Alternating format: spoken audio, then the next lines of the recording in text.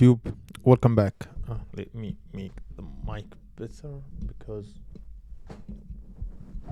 the mic stand doesn't seem to work good.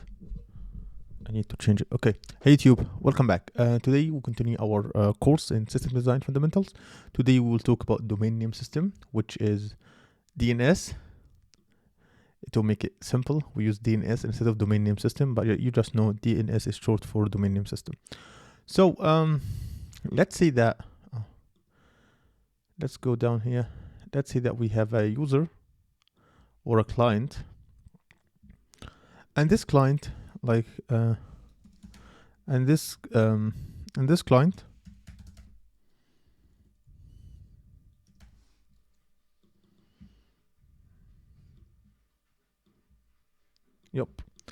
and this client want to connect with a specific website. What's happened that when you are in Google or you are in your browser, you type, for example, you type example.com, for example. Okay, and what happened when you type example.com? Let's just make it something real. Just to type like youtube.com. And when you type youtube.com, you will go to YouTube. But how that happen? How that come to happen? What is the mechanism, or what is the responsible mechanism that supposed to translate this string or this domain name and to get you your server that you want to connect with? Basically, this where the DNS come to play. So let's say the youtube.com or the YouTube server is here. Like, let's say YouTube server. And in order for you to connect with the YouTube server, in order for the client to connect with the YouTube server, the client should have the IP address of the YouTube server. And the IP address, like every device connected to the internet, including web servers and your computer by itself, has a unique numerical identifier. We call it IP address. For example, the IP address, I'll just give you an example how the IP address will look like. Let's have a text here. So this is what the IP address will look like. And right now we want to translate this YouTube domain name system, and we want a specific mechanism that translate this to YouTube and get to us this IP address. So basically, when the client has the IP address, the client will be able to connect with the YouTube server. And this is where DNS come to play. So let's just see here. In conclusion, the client will send the to the DNS will send the domain name system. Okay. And the DNS will send back the IP address, which will be, let's copy this one, which will be, for example, this one. I don't know if this one, I guess this is just a fake IP address. I guess it doesn't represent the YouTube servers. And since the client has the IP address of the YouTube server, the client could connect with the YouTube server. Oh, no.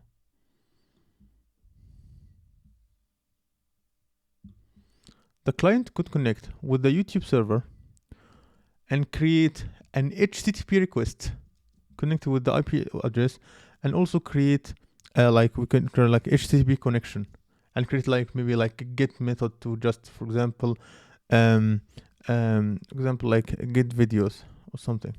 Get, for example, and this is how it works.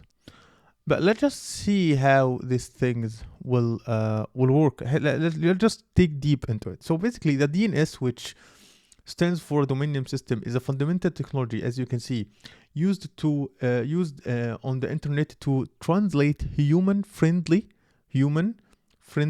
domain names into numerical IP address. And IP addresses stand for Internet Protocol, and that computers used to identify each other on the network.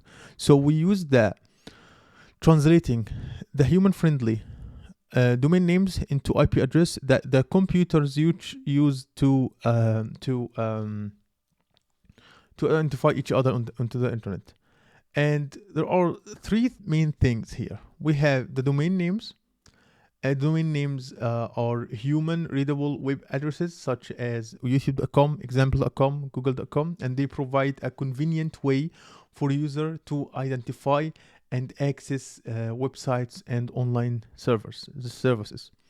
We have the IP address. Every device connected to the internet, including web servers and your computer by itself, has a unique numerical identifier called IP address. And for example, it will look like that. And these addresses are used for routing data across the internet. The last thing, we have the DNS servers. The DNS servers are specialized computers responsible for for translating domain names into the IP addresses, and vice versa. There are various types of DNS servers, including the recursive resolvers, the authoritative servers, and root servers, and each serving a different role in the DNS resolutions. So I guess it's important to talk about the DNS resolutions. So when you enter, for example, youtube.com into your web browser, the first thing, your computer first check its local DNS cache to see if it already knows the corresponding IP address. Okay, let's see that it doesn't know it. So if the IP address isn't cached locally or has expired, your computer contacts a recursive DNS resolver provided by, for example, your servers provider, your internet service provider, or maybe third parties like Google's. And the recursive resolver either has the IP address in its cache or initiates the DNS resolution process. And basically, the resolution process starts by contacting the root DNS servers to find the authoritative DNS server responsible for the top level domain, which is a TLD, top level domain, in the domain name. And after that, the root DNS servers respond with a referrer to the TLD's authorities DNS servers. And after that, the TLD's authoritative DNS servers respond with a referrer to the authoritative DNS servers for the specific domain. And after that, finally, the authoritative DNS servers, for example, youtube.com, provide the IP address associated with the youtube.com to the recursive resolver, and by the recursive resolver caches this information and sends it back to your computer, allowing your browser to connect with the web server using the IP address. And we want to talk about something called the DNS record as well. And the DNS record are entries associated with the domain names. They provide various types of information, including IP addresses, which is A records, mail servers addresses, which is MX records, and more like administration managed DNS records to configure the behavior of domain names. And in conclusion, the DNS are crucial part of the internet infrastructure, enabling users to access websites and online services using easy to remember domain names. As you can see, YouTube. Without DNS, users would need to remember and manually enter the numeric IP addresses for every website, and they want to visit, which would be highly tough and highly impractical. DNS plays a crucial role in making the internet user-friendly and accessible. And that's it for this video. I hope you like my content. If you like my content, make sure to subscribe and hit the notification bell so you'll never miss a video, and see you guys in future problems.